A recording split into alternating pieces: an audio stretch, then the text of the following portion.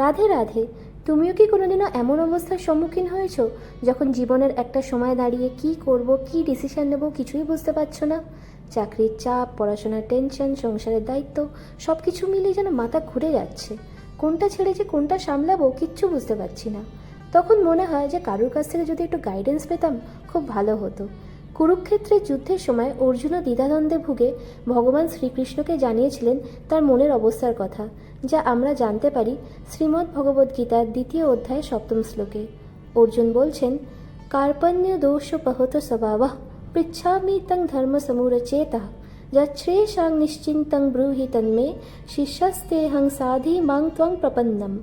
অর্থাৎ, হে কৃষ্ণ, আমি আমার কর্তব্য সম্পর্কে বিভ্রান্ত এবং উদ্বেগ ও অস্থিরতায় আচ্ছন্ন।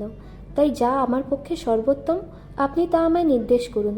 আমি আপনার শরণাপন্ন, আমি আপনার শিষ্য, আমাকে উপদেশ দিন। আসলে আমরা যখন দুর্বল হয়ে পড়ি তখন কোনটা সঠিক আর কোনটা ভুল বুঝতে পারি না।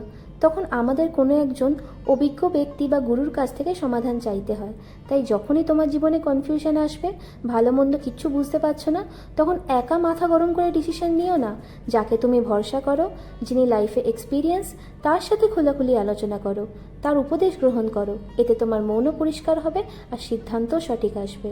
মনে রেখো, কনফিউশন কোনো দুর্বলতা নয়, বরং সমাধানের প্রথম ধাপ।